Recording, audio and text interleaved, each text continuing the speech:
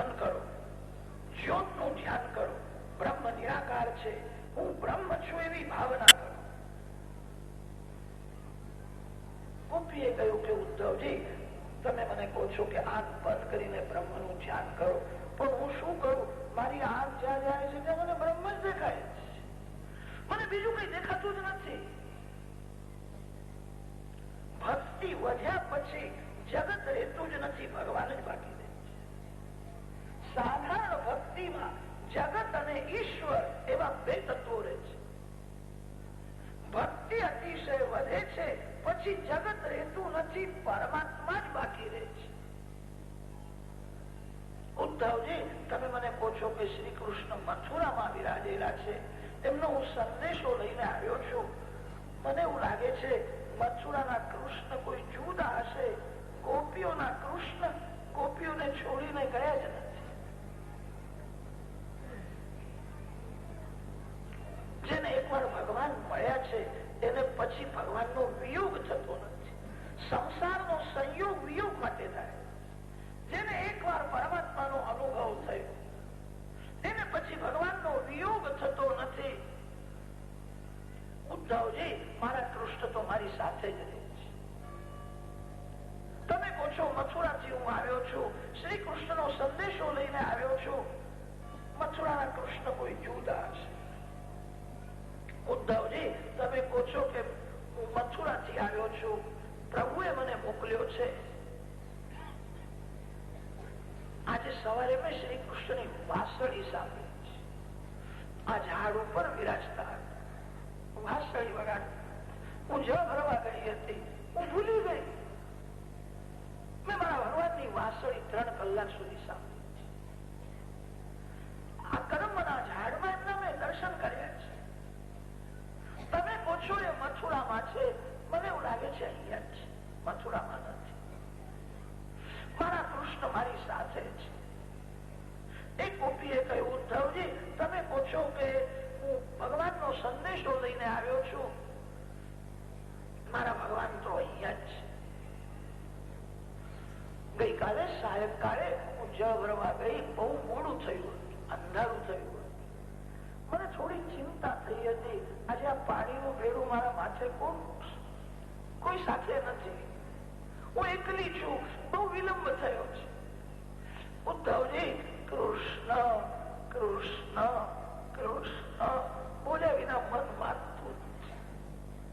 મને એવી ટેવ પડી છે, હું જયારે કૃષ્ણ બોલું છું ત્યારે મને એવું લાગે છે જમણી બાજુમાં ઉભા છે, મને જુએ છે. કોઈ વખત મને એવો ભાસ થાય છે ડાબી બાજુમાં ઉભા છે, મારી સાથે જ છે, હું એકલી નથી. ભક્ત ભગવાનને છોડીને રહી શકે નહીં, ભગવાન ભક્તોને છોડીને રહી શકતા નથી. ભક્ત ને ભગવાન અંદરથી એક જ હોય. જ્યાં ભક્ત છે ત્યાં જ ભગવાન છે. મને એવી આદત પડી છે, કૃષ્ણ કૃષ્ણ કૃષ્ણ કૃષ્ણ બોલ્યા વિના મન માનતું નથી. કૃષ્ણ કૃષ્ણ કૃષ્ણ કીર્તન કરતી કરતી હું ચાલતી હતી, અંધારું થયું હતું. ઉદ્ધવજી, મેં જોયું નહીં, મારા પગમાં કાંટો વાગ્યો, હું વ્યાકુળ થઈ. મારા ભગવાન દોડતા દોડતા આવ્યા. મેં ભગવાનને પૂછ્યું હતું, તમે તો મથુરા ગયા હતા, મથુરાથી ગોકુળમાં તમે ક્યારે આવ્યા? ત્યારે પ્રભુએ મને કહ્યું, અરે ભાવની ગોપી, હું મથુરા ગયો જ નથી, હું તો તારી સાથે જ રહું છું, તારા વિના મને ગમતું નથી. ભગવાન ભક્તોને છોડીને રહી શકતા, હું તારી સાથે જ રહું છું. મારી સાથે વાતો કરી, મારા પગમાં કાંટો વાગ્યો હતો, તે પ્રભુએ કાઢ્યો. મારા માથે પાણીનું વેડું મૂક્યું, મને કહ્યું છે હું તારી સાથે જ છું, હું તને છોડીને રહી શકતો નથી. ભગવાનને ભક્તનો વિયોગ સહન થતો નથી, ભક્તો ભગવાન વિના રહી શકતા નથી. ભગવાન પાસે કોઈ ભક્ત ન હોય તો એકલા ભગવાન બેઠા બેઠા શું કરતા હશે? ભગવાનની શોભા ભક્તો વધારે છે, ભગવાનનો મહિમા ભક્તો વધારે છે, ભગવાન ભક્તો સાથે જ રહે છે. ભગવાન ભક્તોને છોડીને રહી શકતા નથી. ઉદ્ધવજી, મારા કૃષ્ણ મારી સાથે જ છે. ગોપી પ્રેમ અતિ શુદ્ધ છે. ગોપીઓની ભક્તિ ભોગ માટે નથી. ગોપીઓની ભક્તિ ભગવાનના માટે છે. ભગવાનની ભક્તિ જે ભગવાનના માટે કરે એને ભોગ મળે અને ભગવાન પણ મળે. એને ભગવાન લૌકિક સુખ આપે છે. જેની બહુ જરૂર છે એટલું સુખ તો ભગવાન બધાને આપે. તમને આપશે, તમે સુખી થશો. પ્રભુ પાસે માંગવાની ઉતાવળ ન કરો. ભગવાનની ભક્તિ ભગવાનના માટે ગોપીઓના ઋણમાં રહ્યા છે. નિષ્કામ ભક્તિ ભગવાનને ઋણી બનાવે છે. જે ભગવાનની ભક્તિ ભગવાનના માટે કરે, પ્રભુ પ્રેમમાં જેનું હૃદય પીગળેલું રહે છે, શ્રી કૃષ્ણ સેવા સ્મરણમાં જેની તન્મયતા થઈ છે, એને ભગવાનનો એવો આનંદ મળે છે. એને મુક્તિ પણ તુચ્છ લાગે છે. મુક્તિ દ્વારી ચતુર્વિધાપિકિયમ દાસ્યાય લોલાયતે. મુક્તિ ભક્તિની દાસી છે. સર્વકાળ ભક્તિ પ્રેમમાં જેનું હૃદય પીગળેલું રહે છે, ભગવાનની સેવા સ્મરણમાં જે દેહને ભૂલી ગયો છે, જેને જગત યાદ આવતું નથી, મુક્તિ એના પાછળ પાછળ છે. ભગવાનની ભક્તિ ભગવાનના માટે. નિષ્કામ ભક્તિ ભાગવત શાસ્ત્રનો મુખ્ય વિષય. ભક્તિ કરવાનો અધિકાર સર્વને આપ્યો છે. વેદાંતના ગ્રંથોમાં લખ્યું છે, સાધન ચતુષ્ટય સંપન્ન જે છે એ જ બ્રહ્મ જ્ઞાનનો અધિકારી. બ્રહ્મ વિદ્યાનો અધિકારી સાધન ચતુષ્ટય સંપન્ન જે હશે તે છે. બંગલામાં જેનું વિલાસી જીવન છે અને એને ઉપનિષદ વાંચવાનો અધિકાર પણ છે. કેટલાક લોકો આરામ ખુરશીમાં પડ્યા પડ્યા ઉપનિષદ વાંચે અને બ્રહ્મ જ્ઞાનની વાતો કરે છે. જગત બધું મિથ્યા છે, બ્રહ્મ સત્ય. બજારના ભાવ બેસી જાય તો તને ખબર પડે કે જગત સત્ય છે કે બ્રહ્મ સત્ય.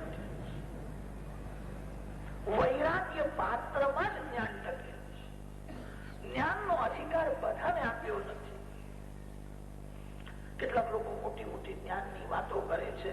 સવારે 6 વાગે 7 વાગે ચા પીવાની આદત હોય અને 9-10 વાગતા સુધી એમને ચા ન મળે તો એમનું માથું દુખવા લાગે. એમનું બ્રહ્મ જ્ઞાન ક્યાં ચાલ્યું જાય છે કે ખબર જ પડતી નથી. રોજની આદત છે.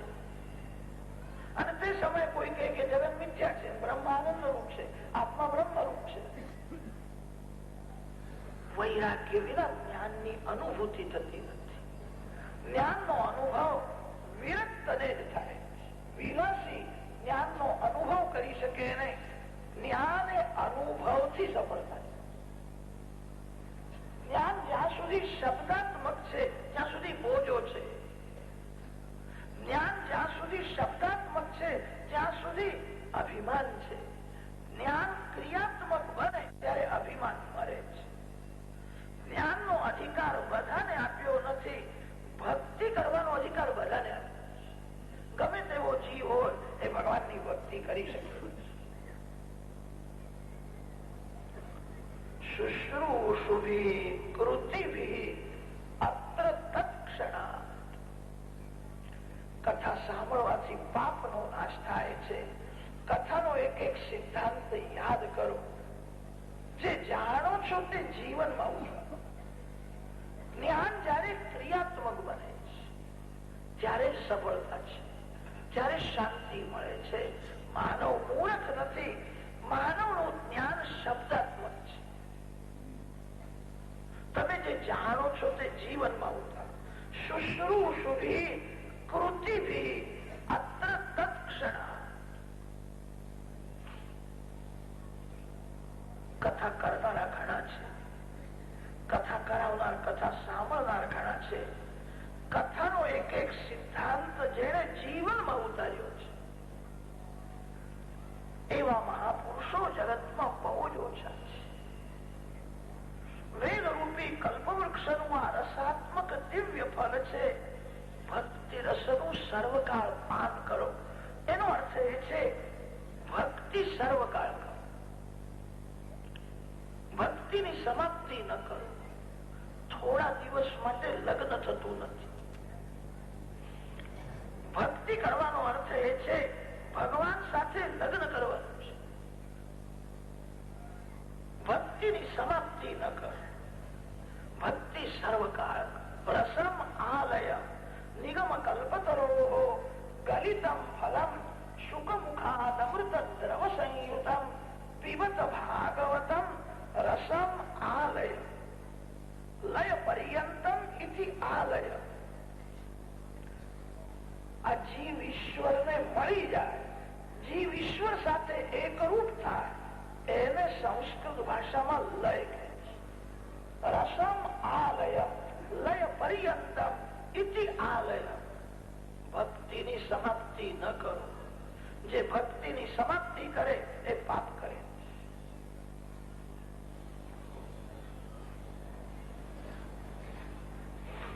જે દિવસે આ શરીરની સમાપ્તિ, તે દિવસે ભલે ભક્તિની સમાપ્તિ થાય. જીવનમાં અંતિમ શ્વાસ સુધી ભક્તિ કરવાની છે.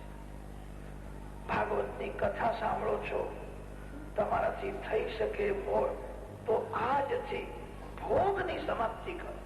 બહુ સુખ ભોગવ્યું, સુખ ભોગવવાથી આજ સુધી શાંતિ મળી નથી. હવે સુખ ભોગવીને શું શાંતિ મળવાની? વૈષ્ણવ તે છે જે ભોગની સમાપ્તિ કરે. ભક્તિની સમાપ્તિ કરે વૈષ્ણવ નથી. જેને ભક્તિમાં તૃપ્તિ થાય છે એની ભક્તિ કાચી છે. સર્વકાળ ભક્તિ. તમને ભગવાન લૌકિક સુખ આપશે. જે ભગવાનના પાછળ પડે છે એને ભોગ અને ભગવાન બંને પડે છે. જે ભગવાનને ભૂલીને પૈસાના પાછળ પડે છે એને કદાચ પૈસો મળશે, પરમાત્મા નહીં મળે. જે ભગવાનના પાછળ પડે છે એને પરમાત્મા પૈસો પણ આપે છે, એને લૌકિક સુખ પણ આપે છે. એને ભોગ અને ભગવાન બંને મળે છે. ભક્તિની સમાપ્તિ ન કરો. જીવનમાં છેલ્લા શ્વાસ સુધી પ્રેમથી પરમાત્માની પૂજા કરો. છેલ્લા શ્વાસ સુધી પ્રભુના નામનો જપ કરો. જ્યારે આ શરીરની સમાપ્તિ, ત્યારે ભક્તિની ભલે સમાપ્તિ થાય. નિગમ કલ્પતરોર ગદિતમ ફલમ શુકમુખાદમૃત દ્રવ સંયુતમ પીબત ભાગવતમ રસમ આલય. ભગવાન તમને સુખ આપશે. જે સતત ભક્તિ કરે છે એને અંતકાળમાં ભગવાન લેવા જાય. તમારું જીવન સુધરશે, તમારું મરણ મંગલમય થશે. પ્રસ્તાવનાના શ્લોકનો થોડો ભાવાર્થ છે. હવે કથાનો આરંભ કરે છે.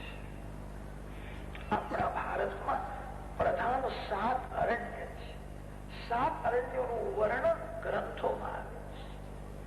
નૈમિષારણ્ય, દંડકારણ્ય, ચંપારણ્ય, બદ્રિકારણ્ય, કામ્યકારણ્ય. 7 અરણ્યોનું વર્ણન આવે છે. એકવાર ઋષિઓને એવી ઈચ્છા થઈ, આખો દિવસ ભક્તિ કરવી છે. ઘરમાં ભક્તિ થાય છે, આખો દિવસ ઘરમાં ભક્તિ થતી નથી. ગ્રહસ્થના ઘરમાં કામના પરમાણુઓ ફરે છે અને તે કામના પરમાણુઓ મનને બગાડે છે. ઘરમાં ભક્તિ થશે, આખો દિવસ ઘરમાં ભક્તિ કરવી બહુ કઠણ. ઋષિઓને એવી ઈચ્છા થઈ, સર્વકાળ ભક્તિ કરવી છે. એવી કોઈ પવિત્ર ભૂમિ જે અમને ભક્તિમાં સાથ આપે, એવી ભૂમિમાં રહીને ભક્તિ કરીશું. ઋષિઓ બ્રહ્માજી પાસે ગયા છે અને બ્રહ્માજીને કહ્યું છે, એવી કોઈ પવિત્ર ભૂમિ બતાવો જે ભૂમિ અમને ભક્તિમાં સાથ આપે. આખો દિવસ ભક્તિ કરવી છે. બ્રહ્માજીએ ઋષિઓને એક ચક્ર આપ્યું અને કહ્યું કે આ ચક્રના પાછળ પાછળ તમે ચાલો. આ ચક્રની ગતિ જ્યાં સ્થિર થાય ત્યાં તમે બેસી. ચક્રના ચક્રના પાછળ પાછળ ઋષિઓ ચાલે છે.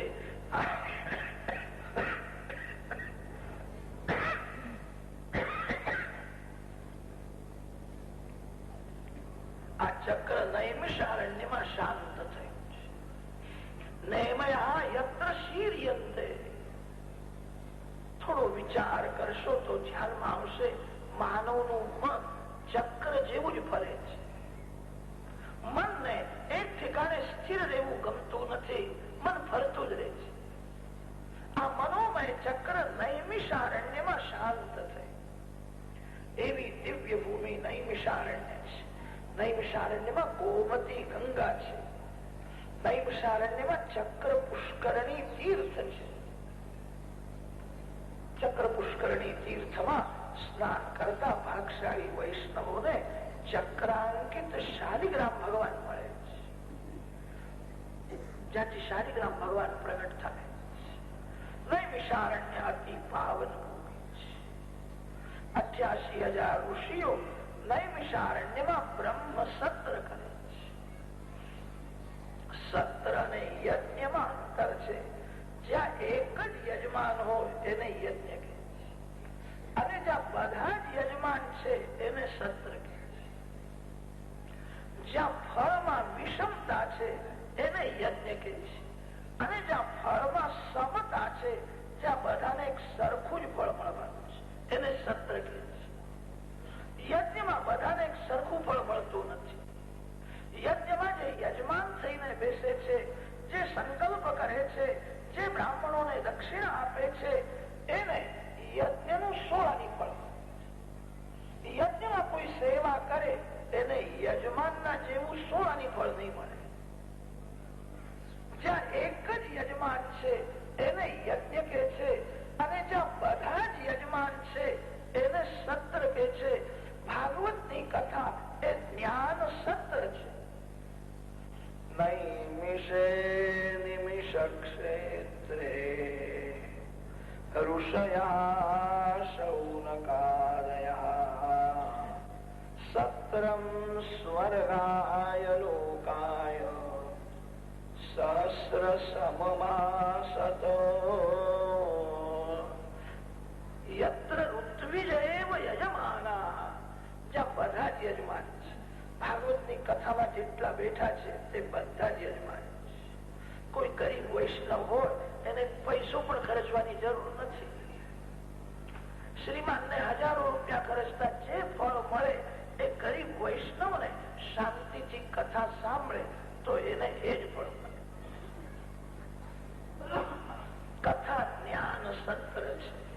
કથામાં જેટલા બેઠા છે તે બધા જ યજમાન છે. 88,000 ઋષિઓ ગોમતી ગંગાના કિનારે બ્રહ્મ સત્ર કરે છે. તેમના બ્રહ્મ સત્રમાં એક વાર સૂતજી પધાર્યા છે. શૌનક મુનિએ સૂતજીનું સન્માન કર્યું છે. સૂતજીને એક સુંદર પ્રશ્ન કર્યો. આજ સુધી ઘણી ઘણી કથાઓ સાંભળી છે, ઘણા પુસ્તકો વાંચ્યા છે, સર્વનું સાર શું છે તે સમજે. સૂતાખ્યાયી કથા સારમ આખ્યા. બહુ પુસ્તકો વાંચવાથી વિક્ષેપ વધે છે. આ પુસ્તકમાં આવું લખ્યું છે, આ પુસ્તકમાં આવું લખ્યું છે, આ ખરું કે આ ખરું. પ્રત્યેક પુસ્તકમાં થોડો પણ મતભેદ હોય છે, અને તે મતભેદ મનને ચંચલ બનાવે છે. મતભેદ વિક્ષેપ કરે છે. ઘણા પુસ્તકો વાંચ્યા છે, ઘણી કથાઓ સાંભળી છે, સર્વનું સાર શું છે તે સમજાવો. આ બધા ઋષિઓ શ્રી બાલકૃષ્ણલાલની સેવા કરે. બાલકૃષ્ણલાલની સેવામાં એક વિશેષતા છે. કદાચ સેવામાં થોડી ભૂલ થઈ જાય તો બાલકૃષ્ણને જરાય ખોટું લાગતું નથી. બાળકને એક બે પેડા આપી દો, રાજી થઈ જાય, ભૂલી જાય. સેવામાં ભૂલ થાય તો પણ ભગવાનને ખોટું લાગતું નથી. બાળક છે. બધા ઋષિઓ બાલકૃષ્ણની સેવા કરતા, બાલકૃષ્ણનું સતત સ્મરણ કરે. શ્રી કૃષ્ણ સાર ભોગી છે. શ્રી કૃષ્ણની સેવા સ્મરણ કરનાર વૈષ્ણવ એ સાર ભોગી થાય. શ્રી કૃષ્ણને માખણ મિશ્રી જ ભાવે. દાદાને બીજું કઈ ભાવતું જ નથી. શ્રી કૃષ્ણનું નામ છે નવનીત પ્રિય. બાલકૃષ્ણ હાથમાં માખણ મિશ્રી રાખે. દાદાને માખણ મિશ્રી બહુ ભાવે. માખણ એ સર્વનું સાર છે. સાર ગ્રાહી બનો. પ્રત્યેક માંથી સાર શોધી કાઢો. શેર બશેર દૂધ પીવા કરતા 1-2 તોલા માખણ ખાય ને એ વધારે સારું છે. બહુ દૂધ પીવાથી કદાચ વાયુ થશે. બહુ દૂધ પીવાથી પેટ ભારે રહેશે. 1-2 તોલા માખણ ખાય ને તો પેટ હલકું રહે છે, શક્તિ જલ્દી આવી જાય. આ બધા ઋષિઓ શ્રી કૃષ્ણની સેવા કરનારા છે. શ્રી કૃષ્ણ સાર ભોગી છે અને તેથી શ્રી કૃષ્ણની સેવા સ્મરણ કરનાર વૈષ્ણવો સાર ગ્રાહી બને. સર્વનું સાર શું? એવું સાર તત્વ સંભળાવો કે સંસારના વિષયોમાં અરુચિ આવે, પ્રભુમાં પ્રેમ થાય. વક્તાએ આ શ્લોક બરાબર ધ્યાનમાં રાખીને જ કથા કરવાની છે. ભક્તિ જ્ઞાન વિરાગાપ્તઃ વિવેક વર્ધતે કથમ. જ્ઞાન વૈરાગ્ય સાથે ભક્તિને પુષ્ટ કરવા માટે ભાગવતની કથા છે. એવું સાર તત્વ આપણને સંભળાવો કે અમને ભગવાનના પ્રત્યક્ષ દર્શન થાય. વેદાંત એમ કે છે ઈશ્વર દૃશ્ય નથી, ઈશ્વર દ્રષ્ટા છે. ભગવાન તો બધાને જુએ છે. જે બધાને જુએ, જે બધાને જાણે, એને કોણ જાણી શકે? પ્રભુએ જ આંખને જોવાની શક્તિ આપી. જે પરમાત્માએ આંખને જોવાની શક્તિ આપી છે એ આંખ ભગવાનને જોઈ શકે. વેદાંતનો સિદ્ધાંત છે ઈશ્વર દૃશ્ય નથી, ઈશ્વર દ્રષ્ટા છે. ભગવાન બધાને જુએ છે. વેદાંતનો સિદ્ધાંત દિવ્ય છે. ભગવાન દૃશ્ય નથી. જે આંખને દેખાય છે એ ક્ષણે ક્ષણે બદલાય છે અને ભગવાનનું સ્વરૂપ તો કોઈ દિવસ બદલાતું નથી. અને તેથી જ્ઞાની પુરુષો કે છે ભગવાન દૃશ્ય નથી, ભગવાન દ્રષ્ટા છે. જ્ઞાન માર્ગમાં ઈશ્વર દૃશ્ય નથી, ઈશ્વર સર્વને સાક્ષી ભાવે જુએ છે. સાક્ષી ચેતા કેવલો નિર્ગુણ છે. ભક્તિ માર્ગમાં ભગવાન દ્રષ્ટા છે અને ભગવાન દૃશ્ય પણ છે. ભક્તિ જયારે અતિશય વધે છે ત્યારે ભક્ત દ્રષ્ટા બને છે અને ભગવાન દૃશ્ય થાય છે. દૈત દૃશ્યતા દીક્ષુ ધાવકા. હે દૈત દૃશ્યતા પ્રત્યક્ષી ભૂયતા. ભક્તો ભગવાનને કે છે મારા માટે તમે દ્રષ્ટા મટીને દૃશ્ય બનો. ભક્તિ જયારે અતિશય વધે છે ત્યારે ભક્ત દ્રષ્ટા બને છે અને ભગવાન દૃશ્ય થાય. જ્ઞાની પુરુષો કે છે ચર્મ ચક્ષુથી ભગવાન દેખાતા નથી. ભગવાન જ્ઞાન ચક્ષુથી દેખાય છે. ચર્મ ચક્ષુ બંધ કરો. જ્ઞાન ચક્ષુથી ભગવાનના દર્શન કરો. ઠીક છે, ભક્તિમાં એવી શક્તિ છે. ભક્તિ જયારે અતિશય વધે છે ત્યારે ચર્મ ચક્ષુથી પણ ભગવાન દેખાય. મીરાબાઈને પ્રત્યક્ષ ભગવાનના દર્શન થયા છે. મીરાબાઈના માટે ભગવાન દ્રષ્ટા મટીને દૃશ્ય થયા છે. ભક્ત દ્રષ્ટા બને છે અને ભગવાન દૃશ્ય થઈ જાય. તુલસીદાસ મહારાજને શ્રી સીતારામજીના પ્રત્યક્ષ દર્શન થયા. પરમાત્મા દૃશ્ય છે અને ભગવાન ભક્તો દ્રષ્ટા છે. કૃષ્ણ પ્રાપ્તિકરમ શાશ્વત. ભક્તિમાં એવી શક્તિ છે ચર્મ ચક્ષુથી પણ ભગવાન દેખાય છે. જ્ઞાની પુરુષો કે છે અંદરની આંખ ઉઘડે તો ભગવાન દેખાય. સારું છે. ભક્તિ જયારે અતિશય વધે છે ત્યારે ચર્મ ચક્ષુથી પણ ભગવાન દેખાય છે. કૃષ્ણ પ્રાપ્તિકરમ શાશ્વત સાધનમ તદ્વદાદુના. એવું સાર તત્વ સંભળાવો, અમને બાલકૃષ્ણના પ્રત્યક્ષ દર્શન થાય. સૌરભ મુનિએ સુંદર પ્રશ્ન કર્યો. શ્રેય કોને કે છે? કલ્યાણનું સ્વરૂપ શું છે? વેદોમાં બે શબ્દ આવે છે, શ્રેય અને પ્રેય. જે થોડો સમય ગમે છે પછી અણગમો આવે એને પ્રેય કે છે. જે થોડા જીવોને ગમે છે અને થોડો સમય ગમે છે એ પ્રેય છે. જે સર્વને ગમે છે અને સર્વકાળ જે ગમે છે એને શ્રેય કે છે. કલ્યાણનું સ્વરૂપ શું છે, કલ્યાણ કોને કે છે તે સમજાય. આજકાલ તો કેટલાક લોકો એવું સમજવા લાગ્યા છે, લાખ 2 લાખ રૂપિયા હાથમાં આવી જાય કે બેઠા બેઠા વ્યાજ ખાઈ છે કલ્યાણ છે. પૈસા હાથમાં આવે એટલે કલ્યાણ થાય છે. પૈસાથી સુખ મળશે, પૈસાથી દુઃખની સમાપ્તિ થશે. જેના હાથમાં પૈસા છે એને દુઃખ ભોગવવું જ પડે. કલ્યાણનું સ્વરૂપ સમજાવો, કલ્યાણ કોને કે છે? શ્રેય પ્રાપ્તિનું સરળ સાધન બતાવો. સાધન સરળ હશે તો જ કલિયુગના લોકો કરી શકશે. કલિયુગમાં શક્તિનો અને બુદ્ધિનો નાશ થયો છે.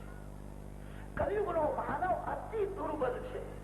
કલિયુગનો માનવ મંદ બુદ્ધિ વાળો છે. મંદા સુમંદ મતયા મંદ ભાગ્યાયુપદ્રુતા.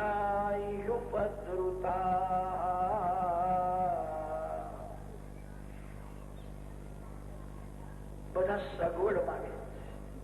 કેટલાક લોકો તો ભગવાનને કહે છે, મારી ઈચ્છા અનુસાર ઘરમાં બધી સગવડ કરી આપો તો પછી હું તમારી પૂજા કરું. મારી ઈચ્છા અનુસાર બધું થવું જોઈએ. જીવ જગતમાં આવે છે એ પાપ અને પુણ્ય બે લઈને આવે છે.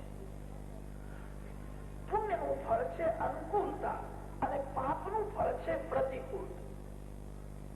માનવ એવી અપેક્ષા રાખે છે ઘરમાં બધી સગવડ મળે. બધી સગવડ કોઈને મળી નથી અને કદાચ મળશે તો અતિ સગવડ મળ્યા પછી માનવ ભક્તિ કરતો નથી. જેને બહુ સગવડ મળી છે આળસુ થાય. જેને બહુ સગવડ મળી છે એ પલંગમાં પથારીમાં આવતો જ રહે છે, બહુ રખડે. બહુ સગવડ મળે સારું નથી. જીવનમાં થોડી અગવડ હોવી જ જોઈએ. માનવ એવી અપેક્ષા રાખે છે. કલિયુગનો માનવ મંદ બુદ્ધિ વાળો છે. આપણા માટે વ્યાસજીએ લખ્યું છે, મંદા સુમંદ મતયા મંદ ભાગ્યાયુપદ્રુતા. કેટલાક લોકો એવું સમજે છે કે હું બહુ બુદ્ધિમાન છું, આ બધું મેં કમાવ્યું છે, આ બધું મારું છે. વ્યાસજીએ લખ્યું છે, કલિયુગનો માનવ મંદ બુદ્ધિ વાળો છે. જે કામ કરવાની ખાસ જરૂર છે એ કરતો નથી અને જે કામ કરવાની જરૂર નથી એ કરે છે. સવારે 4 વાગે ઉઠીને ભક્તિ કરવાની બહુ બહુ જરૂર છે. લોકો જાત્રા કરવા જાય છે, લોકો દાન આપે છે, ઠીક છે.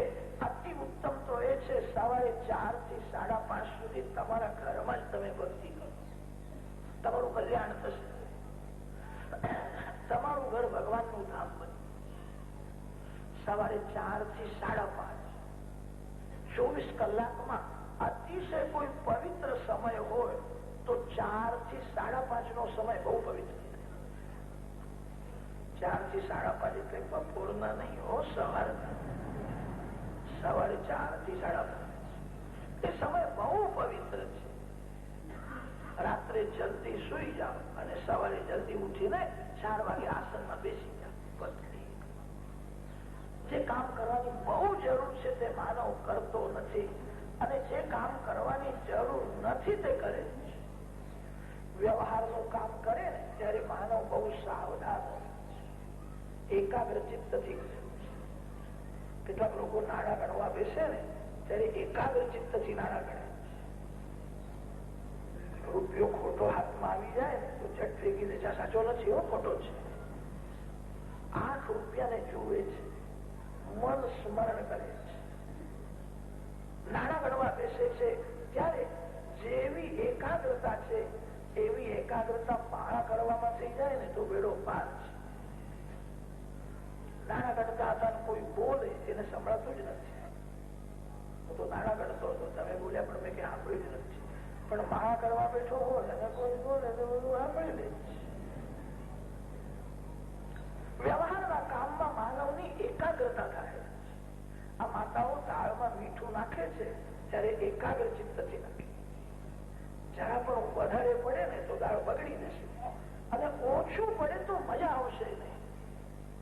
દાળમાં મીઠું નાખે છે ત્યારે એકાગ્ર ચિત્તથી નાખે.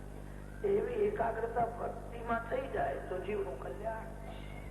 વ્યવહારનું કામ માનવ બહુ સાવધાન થઈને કરે છે, એકાગ્ર ચિત્તથી કરે છે, અને ભગવાનની ભક્તિમાં એક આફલો એકાગ્ર ચિત્તથી કરતો નથી. અને તેથી વ્યાસ મહર્ષિએ લખ્યું છે કલિયુગના લોકો મંદ બુદ્ધિ, કલિયુગના લોકો મંદ ભાગ્યા. ભાગશાળી તે છે જેને ભજનાનંદી સંતોનો સત્સંગ મળે છે, જેને ભક્તિમાં જ આનંદ આવે છે. એવા ભક્તોનો જેને સત્સંગ મળ્યો છે એ જ ભાગશાળી. કલિયુગનો માનવ મંદ ભાગી છે. સાચા સંતોનો જલ્દી સત્સંગ મળતો નથી. કલિયુગમાં જીવન થોડું છે અને તે થોડા જીવનમાં વિઘ્નો ઘણા આવે છે. અને તેથી સાધન સરળ હશે તો જ માનવ કરી શકશે. શ્રેયનું કલ્યાણનું સ્વરૂપ સમજાવો અને કલ્યાણ પ્રાપ્તિનું સરળ સાધન બને. અનેક વાર કૃષ્ણ કથા સાંભળી છે. કૃષ્ણ કથામાં અમને તૃપ્તિ થતી નથી. કૃષ્ણ કથા સાંભળો, વક્તા જયારે પ્રેમથી કથા કરે અને કથામાં થોડું પણ હૃદય પીગળે, તન્મયતા થાય, કથામાં નવો જ આનંદ થાય. કથામાં કંટાળો આવે નહીં, કથામાં આળસ આવે નહીં. કથામાં આળસ આવે એ સમજે કે મારું પાપ બહુ છે. ભગવાનનું સ્વરૂપ એવું મંગલમય છે. તમે જયારે શ્રી કૃષ્ણના દર્શન કરો, ત્યારે દર્શન કરો ત્યારે નવો જ આનંદ. અરે ભગવાનના દર્શનમાં નવો આનંદ આવે તે શું આશ્ચર્ય છે. તમે બહુ પ્રેમથી જયારે હરે કૃષ્ણ કૃષ્ણ કૃષ્ણ પ્રેમથી બોલો, હૃદય પીગળશે, તન્મયતા થશે. ભગવાનનું નામ ક્ષણે ક્ષણે આનંદ આપે છે. ભગવાનના નામનો જપ કરનારને એવું લાગે છે ભગવાન મારી સાથે છે. એને પરમાત્માનો આનંદ મળે છે. કૃષ્ણ કથા અનેક વાર સાંભળી છે, તૃપ્તિ થતી નથી. સંસારના વિષયો ભોગવ્યા પછી વિષયોમાંથી મન હટી જાય.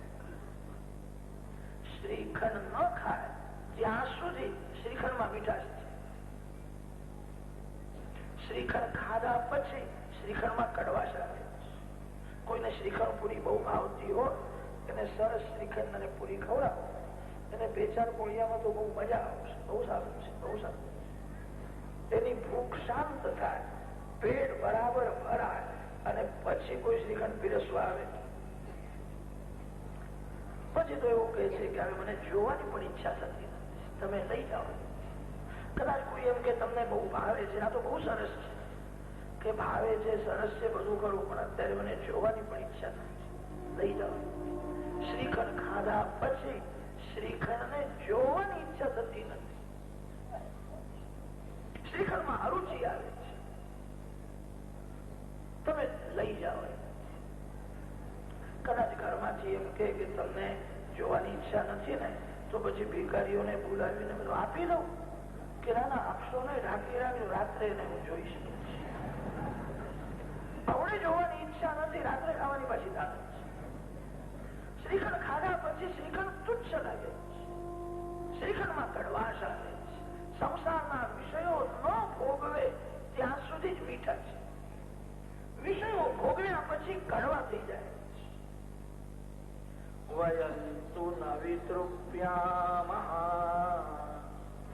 ઉત્તમ શ્લોક વિક્રમે યત્ શૃણુવતામ રસજ્ઞાનામ સ્વાદુ સ્વાદુ પદે પદે શબ્દે શબ્દે સ્વાદુ. પ્રેમ પ્રતિ ક્ષણે નવો જ આનંદ આપે. કૃષ્ણ કથા સાંભળવાની બહુ ઈચ્છા છે. વિસ્તાર પૂર્વક કૃષ્ણ કથા સંભળાવો. ભગવાન શ્રી કૃષ્ણ સનાતન ધર્મનું રક્ષણ કરવા માટે જગતમાં આવ્યા હતા. ભગવાન સ્વધામમાં પધાર્યા પછી કલિયુગમાં અધર્મ બહુ વધી જાય અને અધર્મ જયારે વધે છે ત્યારે ધર્મનું શું થાય? ધર્મ ક્યાં રહે છે? ધર્મ કમ શરણંગતા. પેલો અધ્યાય પ્રશ્નાધ્યાય છે. અનેક પ્રશ્નો કરે. સૂતજી હવે કથાનો આરંભ કરે. કથાના આરંભમાં આ જગ્યાના માલિક દેવ નરનારાયણ સ્વામી છે. ભરતખંડના માલિક દેવ નરનારાયણ ભગવાન છે. નારાયણમ નમસ્કૃત્ય નરં ચૈવ નરોત્તમં દેવીમ સરસ્વતીમ વ્યાસમ તતો જયમુનિરયે.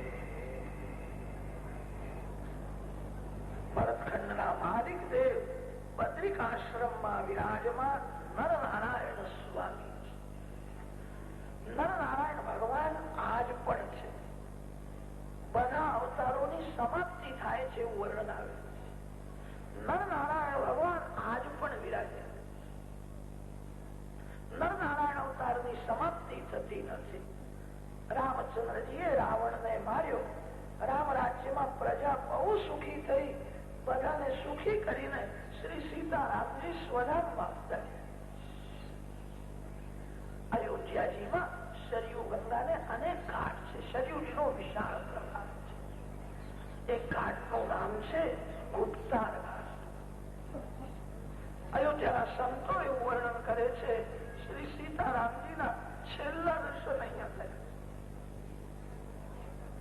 અયોધ્યાને સુખી કરી શ્રી સીતારામજી સ્વધામમાં પધાર્યા. રામ અવતારની સમાપ્તિ થઈ. શ્રી કૃષ્ણ ભગવાન ગોલોક ધામમાં ગયા. નરસિંહ અવતારની સમાપ્તિ થઈ. પ્રત્યેક અવતારના સમાપ્તિનું વર્ણન વ્યાસજીએ કર્યું છે. વ્યાસ મહર્ષિએ ભાગવતના 5મ સ્કંદમાં આજ્ઞા કરી છે. નરનારાયણ ભગવાન આજ પણ છે. નરનારાયણ અવતારની સમાપ્તિ નથી. ભરતખંડના માલિક દેવ છે. આજ પણ વિરાજ. અને તેથી ભારતમાં કોઈ પણ સત્કર્મ થાય એ સત્કર્મના આરંભમાં નરનારાયણ ભગવાન બદ્રિકાશ્રમમાં જે નારાયણ સ્વામી વિરાજેલા છે એ ભરતખંડના માલિક દેવ છે. આજ પણ પ્રત્યક્ષ છે. ભગવાન જયારે તમને બોલાવે ત્યારે પ્રત્યક્ષ દર્શન કરો. આજે અહીંયા બેઠા બેઠા મનથી દર્શન કરો. મનથી કોઈ પાપ કરે એને સજા થાય. મનથી કોઈ નારાયણના દર્શન કરે, મનથી ભગવાનના ચરણમાં તુલસીજી અર્પણ કરે એનું પણ ફળ મળે. ભરતખંડના માલિક દેવ નરનારાયણ ભગવાન આજે પણ બદ્રિકાશ્રમમાં વિરાજેલા છે. ભગવાન નારાયણ ત્યાં પદ્માસનથી વિરાજેલા છે. ડાવા સાથળમાં જમણો પગ છે અને જમણા સાથળમાં ડાબો પગ છે. એને પદ્માસન કહે છે. પદ્માસનથી ભગવાન નારાયણ વિરાજે. પ્રભુનું સ્વરૂપ અતિ દિવ્ય છે. પ્રભુએ લક્ષ્મીજીને આજ્ઞા કરી છે મારી સાથે બેસશો નહીં, દૂર બેસો. માતાજી મંદિરના બહાર વિરાજે. નિયમ તો એવો છે લક્ષ્મી નારાયણ સાથે જ વિરાજે. બદ્રનારાયણના મંદિરમાં માતાજી બહાર વિરાજે. બદ્રનારાયણ ભગવાન બધાને તપશ્ચર્યા કરવાનો ઉપદેશ આપે છે. તપ કરો. બદ્રનારાયણમાં લોકો તો ગરમ કુંડમાં સ્નાન કરે છે. ભગવાનના માટે ગંગાજીનું ઠંડુ જળ આવે છે. પછી બદ્રીનારાયણ ભગવાનને ગંગાજળથી અભિષેક થાય. બદ્રીનારાયણ ભગવાન છે તો રાજાધિરાજ, પણ એમની સેવા બધી તપસ્વીની સેવા. ભગવાનને અભિષેક કર્યા પછી પહેલું ચંદન અર્પણ કરે. ચરણથી ગળા સુધી સર્વાંગમાં અતિશય ચંદન અર્પણ કરે, પછી વસ્ત્ર ધારણ કરે. ત્યાંના મુખ્યજીને પૂછ્યું કે મહારાજ અહીંયા બહુ ઠંડી પડે છે, આટલું ચંદન અર્પણ કરવાની શી જરૂર? ભગવાન તો બહુ કોમળ છે. તે મુખ્યજી એમને કહ્યું કે મહારાજ તમારા દ્વારકાનાથ કોમળ છે, પણ બદ્રીનાથ કોમળ નથી. અહીંયા તો તપશ્ચર્યા બહુ કરે, અને તપશ્ચર્યા કરવાથી શ્રીઅંગમાં ગરમી વધી જાય. ભગવાન શંકરને હિમાલયમાં ગરમી થાય, બદ્રીનાથ ભગવાનને હિમાલયમાં પણ ગરમી લાગે. સતત તપશ્ચર્યા કરે છે. બદ્રીનારાયણ ભગવાન તપશ્ચર્યાનો આદર્શ બતાવે છે. પરમાત્મા પણ તપ કરે છે. ભગવાન જગતને સમજાવે છે, તમે પણ તપ કરો, હું તપ કરું છું. જેને આખો દિવસ તપ કરવું હોય, દ્રવ્યનો સંગ, બાળકનો સંગ અને સ્ત્રીનો સંગ, તપશ્ચર્યામાં ભક્તિમાં વિઘ્ન કરે. માતાજીને પ્રભુએ કહ્યું છે તમે બહાર બેસો. લક્ષ્મીજી કોઈ સ્ત્રી નથી અને નારાયણ કોઈ પુરુષ નથી. લક્ષ્મી નારાયણ તત્વથી એક જ છે. લક્ષ્મી નારાયણને સ્ત્રી પુરુષની ભાવનાથી જોશો નહીં. કેટલાક લોકો લક્ષ્મી નારાયણને શંકર પાર્વતીને પતિ પત્નીની ભાવનાથી જુએ છે. એમના મનમાં લૌકિક ભાવ આવે છે, જે ભક્તિમાં વિઘ્ન કરે છે. લક્ષ્મી નારાયણ તત્વથી એક છે. લક્ષ્મીજી કોઈ સ્ત્રી નથી અને નારાયણ કોઈ પુરુષ નથી. શક્તિ અને શક્તિમાન એક જ છે. સ્ત્રીના જેવું સ્વરૂપ ધારણ કરે છે. માતાજી સ્ત્રી નથી. માતાજીને પ્રભુએ કહ્યું છે તમે બહાર બેસો. તે લક્ષ્મીજી મંદિરના બહાર વિરાજે છે. જેને આખો દિવસ તપશ્ચર્યા કરવી હોય, જેને સર્વકાળ ભક્તિ કરવી હોય, સ્ત્રીનો સંગ, દ્રવ્યનો સંગ, પુરુષનો સંગ, બાળકનો સંગ ભક્તિમાં વિઘ્ન કરે છે. ભગવાન એકલા અંદર વિરાજેલા છે, માતાજી બહાર છે. ભગવાન જયારે તમને બોલાવે ત્યારે પ્રત્યક્ષ દર્શન કરો. આજે અહીંયા બેઠા બેઠા દર્શન. ભરતખંડના માલિક દેવ નરનારાયણ ભગવાન. ભારતમાં કોઈ પણ સત્કર્મ થાય એના પહેલા નરનારાયણ ભગવાનને વંદન. નારાયણમ નમસ્કૃત્ય નરં ચૈવ નરોત્તમં. ભગવાન નારાયણને વંદન કરી પછી સરસ્વતી માતાને વંદન કરે. સરસ્વતી જ્ઞાન શક્તિ છે.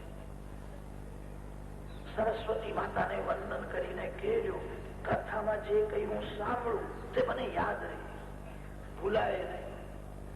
જ્ઞાન મેળવવું એ બહુ કઠણ નથી. જ્ઞાનમાં સ્થિર રહેવું બહુ કઠણ છે. જ્ઞાનમાં સ્થિરતા આવતી નથી. સરસ્વતી માતા જ્ઞાન શક્તિ છે. સનાતન ધર્મમાં શક્તિ સાથે પરમાત્માની ભક્તિ કરવાની આજ્ઞા છે. આ જગત શક્તિના આધારે છે. શક્તિ વિના જીવ શવ સમાન છે. શક્તિની પૂજા કરો. શ્રી સીતાજી લંકામાં વિરાજમાન છે. સીતાજીનો રામચંદ્રજીને વિયોગ થયો. એ સીતા વિયોગી રામની પૂજા થતી નથી. સીતા વિયોગી રામનું ધ્યાન થતું નથી. જે રામ રાવણને મારે છે, સીતાજી સાથે સુવર્ણ સિંહાસનમાં વિરાજે છે. શક્તિ વિશિષ્ટ બ્રહ્મની પૂજા થાય છે. નિર્વિશેષ બ્રહ્મની પૂજા થતી નથી. નિર્વિશેષ નિરાકાર બ્રહ્મનું ધ્યાન થાય છે. પૂજા તો બ્રહ્મ જયારે શક્તિ વિશિષ્ટ બને ત્યારે પૂજનીય બને. શક્તિના આધારે જગત છે. દ્રવ્ય શક્તિ, જ્ઞાન શક્તિ અને ક્રિયા શક્તિના આધારે જગત છે. દ્રવ્ય શક્તિ મહાલક્ષ્મી છે.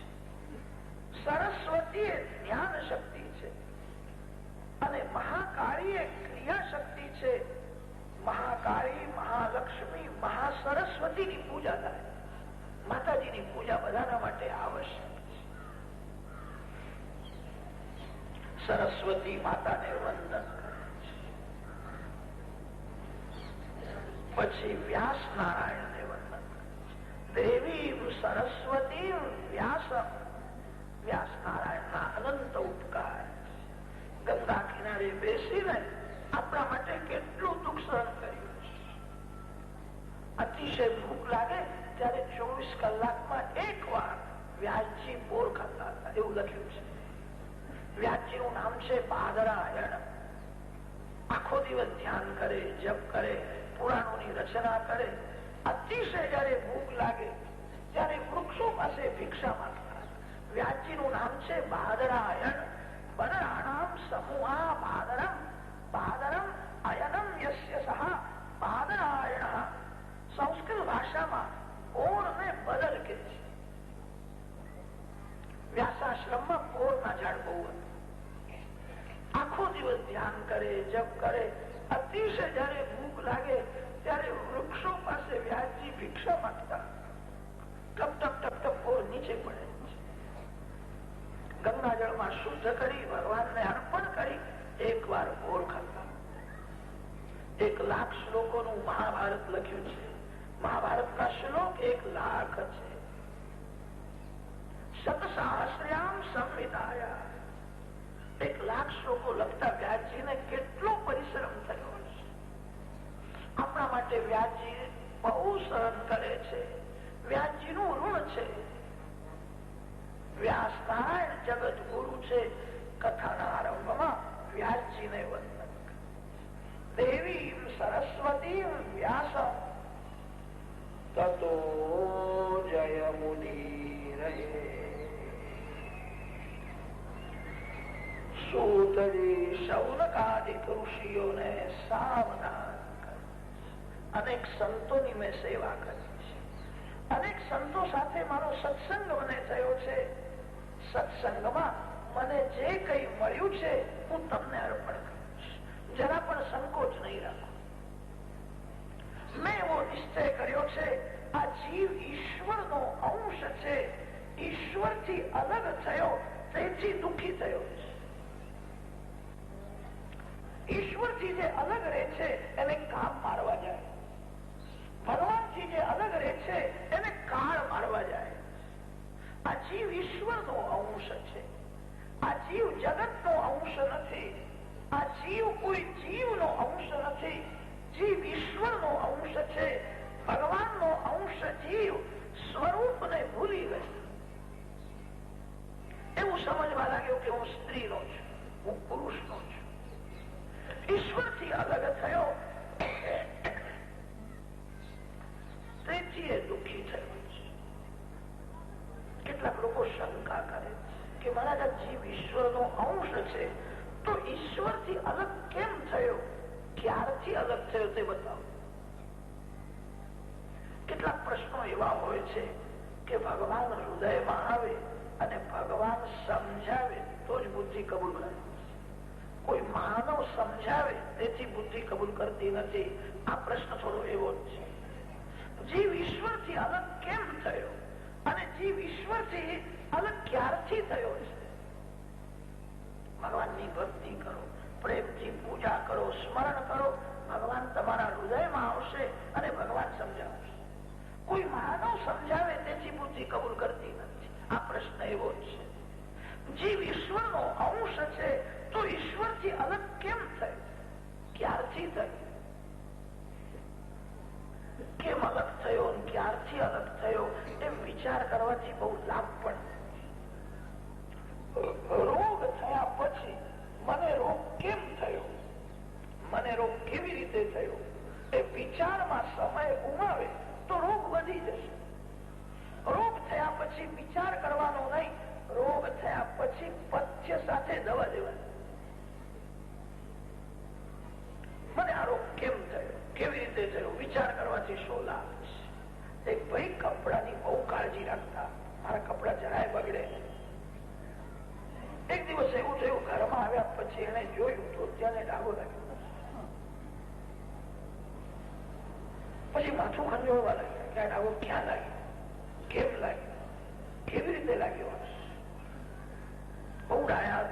એક એક ના ઘેર પૂછવા ગયા કે હું તમારે ત્યાં મળવા આવેલો, ત્યારે ડાઘો લાગ્યો. એક સજ્જને કહ્યું કે ડાઘો દેખાય છે, મારા ઘેર લાગ્યો હોય કે બીજા કોઈના ઘેર લાગ્યો હોય, સાબુ લગાડો, ધોઈ નાખો, સ્વચ્છ થશે. આ ડાઘો ક્યાં લાગ્યો, કેમ લાગ્યો, કેવી રીતે લાગ્યો, એ જાણવાથી શું લાગે? ડાઘો દેખાય છે, જીવને ઈશ્વરનો વિયોગ થયો. હવે ભગવાનનો વિયોગ થયા પછી ભગવાનનો વિયોગ મને કેમ થયો, કેવી રીતે થયો, એ વિચાર છોડો. શ્રી કૃષ્ણ વિયોગ એ જ મહાન રોગ છે. શ્રી કૃષ્ણ વિયોગ એ જ મહાન દુઃખ છે. આ જીવ ઈશ્વરથી અલગ થયો. આ જીવ જયારે ભગવાનને મળે છે ત્યારે જ એનું કલ્યાણ છે.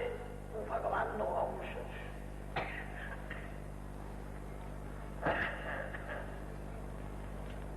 તમારા સ્વરૂપને સતત યાદ કરો. હું ભગવાનનો અંશ છું.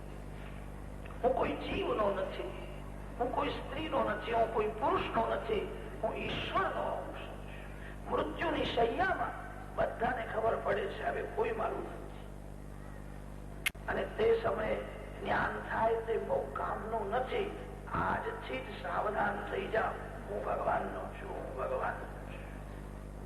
ઘેર જઈને આવું કહેશો નહીં કે આજથી હું તમારો નથી, તમે મારા નથી. આવું બોલશો તો ઘરમાં ઝઘડો ઉભો થઈ જશે.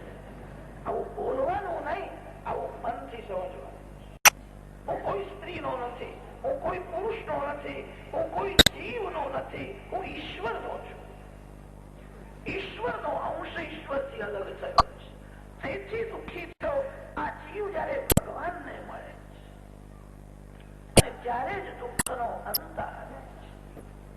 વાસુદેવે ભગવતી ભક્તિ યોગા પ્રયોજિતા જનયતિ આશુ વૈરાગ્યમ જ્ઞાનમ યદ બ્રહ્મ દર્શનમ. આદિ નારાયણ પરમાત્માનું ધ્યાન કરો. પ્રેમથી નારાયણની પૂજા કરો. નારાયણ નારાયણ કીર્તન કરતા તન્મય બનો. નારાયણના ચરણે જવું છે. નરને નારાયણ સાથે એક થવું છે. જ્યારે તેને શાંતિ મળે છે. ભક્તિમાં જે દેહભાન ભૂલે છે તેને ભગવાનના દર્શનનો આનંદ મળે છે. જ્ઞાનમ યદ બ્રહ્મ દર્શન. ભગવાનની ભક્તિમાં હું ભક્તિ કરું છું એ પણ જે ભૂલે છે, જ્યારે ભગવાનનો અનુભવ થાય. ખોજા સકલ જહાં મેં પાયા પતા તેરા નહીં, જબ પતા તેરા લગા તો અબ પતા મેરા. એક ભક્ત ભગવાનને કહે છે ઘણા વર્ષોથી હું તમારા પાછળ પડ્યો, હું તમારું ધ્યાન કરું, તમારી પૂજા કરું, તમારા નામનો જપ કરું, પણ તમારા મને દર્શન થાય જ. જ્યારે તમારા મને દર્શન થયા ત્યારે હું રહ્યો. ભગવાનના દર્શન થયા પછી હું ભગવાનથી અલગ રહી શકે નહીં. હું ભગવાનમાં મળી જાય ત્યારે દર્શનનો આનંદ મળે. જ્ઞાનમ યત બ્રહ્મ દર્શન. જેને ઉપનિષદો બ્રહ્મ કે છે, જેને યોગીઓ પરમાત્મા કે છે, જેને ભગવાનના ભક્તો શ્રી કૃષ્ણ શ્રી રામ, શ્રી કૃષ્ણ શ્રી રામ, ભગવાન બ્રહ્મ પરમાત્મા એક જ તત્વના નામ અનેક છે, તત્વ એક છે. વદંતિ તત્તત્વવિદસ્તત્વં યદ જ્ઞાનમ અદ્વયમ બ્રહ્મેતિ પરમાત્મેતિ ભગવાન ઇતિ શબ્દ્યતે. ધીરે ધીરે સંયમ વધારજો, ધીરે ધીરે ભક્તિ વધારજો. તમને ઘરમાં જ ભગવાનના દર્શન થશે.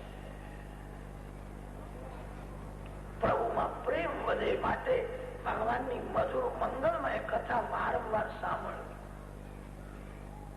પરમાત્માના અનેક અવતાર છે. પ્રધાન 24 અવતાર માન્યા છે અને તે 24 અવતારોની કથા ભાગવતમાં વર્ણન કરી છે. પરમાત્મા શબ્દનો વિચાર કરો તો શબ્દ માંથી 24 અવતારો નીકળે છે. પ જે અક્ષર છે એ 5 ના જેવું દેખાય. ર જે અક્ષર છે 2 ના જેવું દેખાય. પર 5 માં 2 મેળવો તો 7 થશે. પર માં જે અક્ષર છે તે 4.5 જેવું દેખાય.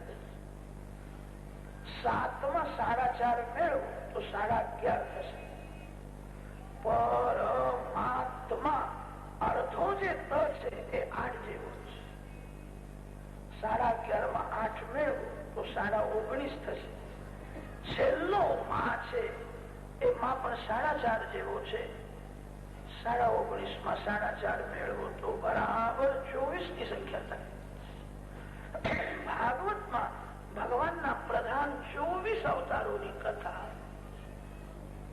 જે કથા સાંભળવાથી પ્રભુમાં પ્રેમ જાગે છે, જે કથા સાંભળવાથી સંસારના વિષયોમાં અરુચિ આવે, એવી આ મધુર કથા છે. જે કથા સુખદેવજી મહારાજે પરીક્ષિત રાજાને સંભળાવી. હું ત્યાં જ બેઠો હતો. મેં નજરે જોયું તક્ષક નાગ કરડતા પહેલા પરીક્ષિત ભગવાનના ધામમાં ગયા. પછી શરીરને તક્ષક નાગનો દંશ થયો. મેં કેવળ સાંભળ્યું નથી, નજરે જોયું. કથામાં કેવી દિવ્ય શક્તિ છે. કથા સાંભળવાથી પરીક્ષિતના હૃદયમાં નારાયણનું સ્વરૂપ પ્રગટ થયું. તમે જેને સાંભળો છો એ મનમાં આવે. સુખદેવજી મહારાજ કથા કરતા હતા. પરીક્ષિત એકાગ્ર ચિત્તથી કથા સાંભળે છે અને તેથી એના હૃદયમાં નારાયણનું સ્વરૂપ પ્રગટ થયું. પરીક્ષિત કૃતાર્થ થયા પછી દેહને તક્ષક નાગ કરડ્યો. સુખદેવજી મહારાજે જે કથા પરીક્ષિત રાજાને સંભળાવી તે કથા યથામતી હું આપને સંભળાવી. શૌનક મુનિએ પ્રશ્ન કર્યો છે, સુખદેવજી મહારાજ તો મહાન જ્ઞાની છે. જ્ઞાન, વૈરાગ્ય અને ભક્તિ ત્રણેય સુખદેવજીમાં પરિપૂર્ણ છે. જેને ભગવાનનો આનંદ મળ્યો એ એક ક્ષણ ભગવાનને છોડી શકે. જેને ભગવાનનો આનંદ મળ્યો છે, જે ભગવાનના આનંદમાં તન્મય થયો છે, એને કઈ કરવાની ઈચ્છા થતી નથી. જ્યાં સુધી કઈ કરવાની ઈચ્છા છે ત્યાં સુધી મન સ્થિર થતું નથી. જ્ઞાની પુરુષોને કઈ કરવાની ઈચ્છા થતી નથી. જ્યાં સુધી કઈ કરવું છે ત્યાં સુધી મન ઠરશે. સુખદેવજી મહારાજને કથા કરવાની ઈચ્છા કેમ થઈ? ભગવાનનું ધ્યાન છોડીને એ કથા કરવા બેઠા હતા. ગ્રંથોમાં તો એવું વર્ણન આવે છે, ગાય માતાનું શિંગડું અને શિંગડાના અણીમાં રઈનો દાણો જેટલો સમય ટકે એટલો સમય પણ જ્ઞાની પુરુષો ભગવાનના દર્શન અને ધ્યાન વિના રહી શકતા નથી. નિમેષાર્ધમ ન તિષ્ઠન્તિ વૃત્તિમ બ્રહ્મમયીમ વિના, જેનું મન નારાયણાકાર થયું છે, જેના રોમ રોમ માંથી પ્રભુના નામનો જપ થયો છે,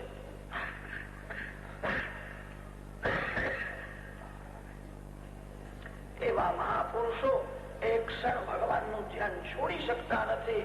સુખદેવજી મહારાજ ભગવાનનું ધ્યાન છોડીને કથા કરવા બેઠા. એમને કથા કરવાથી શું લાભ?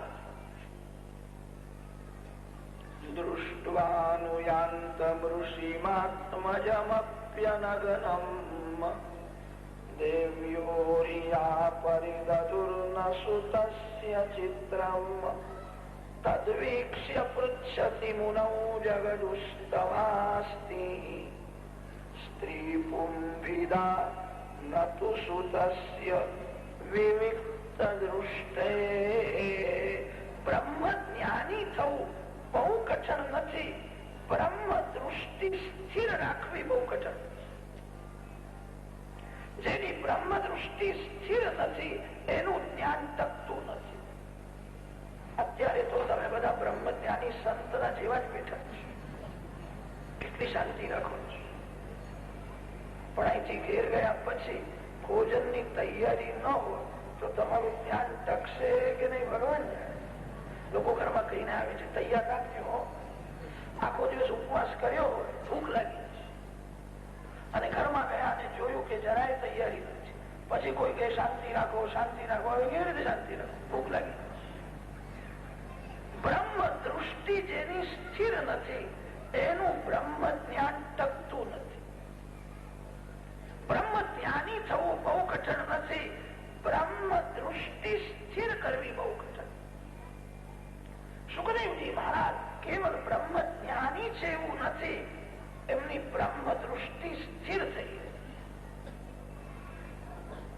ગંગાજીમાં સુંદર સુંદર દેવ કન્યાઓ અપ્સરાઓ સ્નાન કરે. સુખદેવજી મહારાજ ત્યાંથી જાય.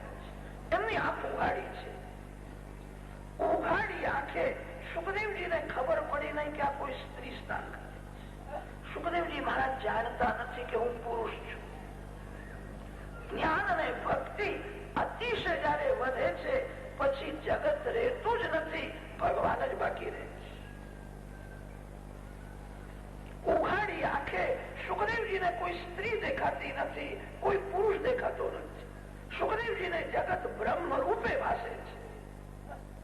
કેટલાક જ્ઞાની પુરુષો આંખ બંધ કરીને બેસે તો એમને બ્રહ્મ દેખાય છે, પણ આંખ ઉઘાડે તો એમને જગત દેખાય.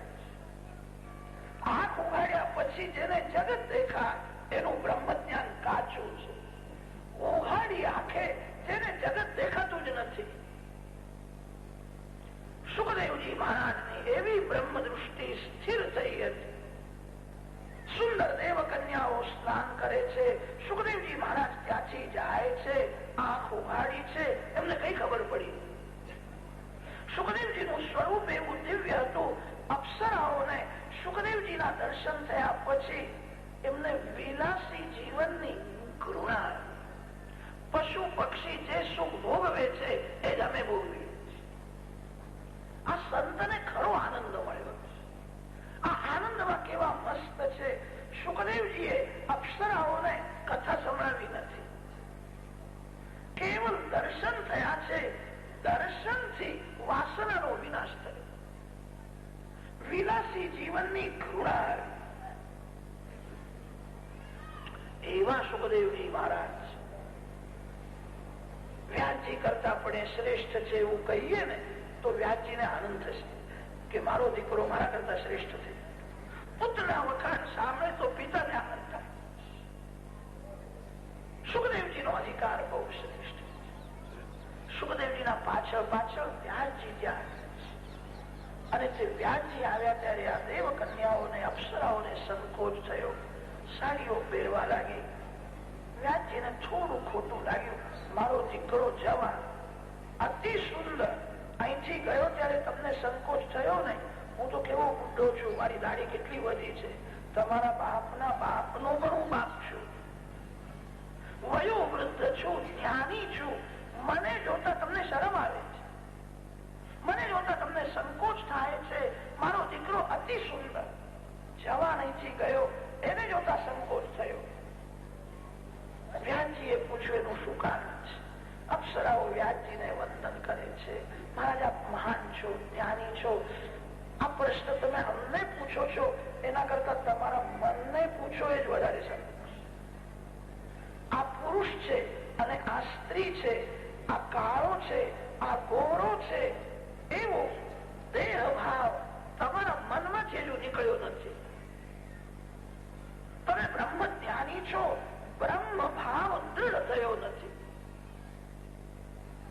હજુ દેહ ભાવ મળ્યો નથી. અમારા સૌંદર્યને જોવાની સૂક્ષ્મ વાસના તમારા મનમાં છે. તમારી આંખ જોતા મેં સમજી જઈએ છીએ તમારા મનમાં કામ છે. આંખ એ મનનું દર્પણ છે. પુરુષના મનમાં શું છે એની આંખ જોઈને અમે સમજી જઈએ છીએ. મહારાજ ખોટું ના લગાડો. આપ શ્રેષ્ઠ છો, જ્ઞાની છો, વંદનીય છો. આપના ચરણમાં અમે વંદન કરીએ.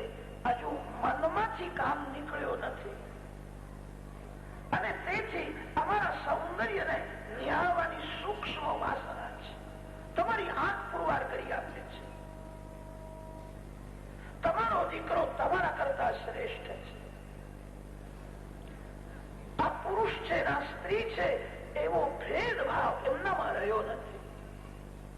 જ્ઞાન અને ભક્તિ જયારે અતિશય વધે છે ત્યારે ભેદનો વિનાશ થાય, એક જ બ્રહ્મ તત્વનો જ અનુભવ કરે છે. સુખદેવજીની દૃષ્ટિમાં કોઈ પુરુષ નથી, કોઈ સ્ત્રી નથી. હજુ તમારો દેહ ભાવ મર્યો નથી. અમારા સૌંદર્યને જોવાની સૂક્ષ્મ વાસના તમારા મનમાં છે. તમારી આંખો પુરવાર કરી આપી છે. વ્યાસજીએ વિચાર કર્યો, આ લોકો બોલે છે તે થોડું સાચું છે. એમને જોવાની સૂક્ષ્મ વાસના મારા મનમાં છે. મારો દીકરો મારા કરતા શ્રેષ્ઠ. સુખદેવજી મહારાજ જ્ઞાન, વૈરાગ્ય અને ભક્તિ ત્રણે પરિપૂર્ણ છે અને કથા કરવા બેઠા. એમને કથા કરવાથી શું લાભ હતો? કદાચ સુખદેવજી જેવા મહાપુરુષ કોઈ સંતના ઘેર કથા કરવા જાય એ શોભે, રાજાના ઘેર કથા કરવા, જેને લંગોટીની જરૂર નથી, વાસનાનું વસ્ત્ર જેનું પડી ગયું છે, વાસના એ જ વસ્ત્ર છે, જે નગ્ન દિગંબર છે, જેને વાસનાનો વિનાશ કર્યો છે. અને તે સુખદેવજીને રાજાના ઘેર કથા કરવાની શી જરૂર છે? રાજાના ઘેર તો તે જાય છે જેને પોટલા બાંધીને ઘરમાં કંઈક લઈ જવું છે, જેને લંગોટીની પણ જરૂર નથી, જે ભગવાનના આનંદમાં મસ્ત રહે છે, તે સુખદેવજી રાજાના ઘેર કથા કરવા. પરીક્ષિત રાજાને શાપ કેવી રીતે થઈ? વ્યાસ મહર્ષિએ 17 પુરાણોની રચના કરી હતી, પછી મહાભારત કેમ બનાવ્યું? ભાગવતની રચના કેમ? મહાભારત બનાવ્યું, 17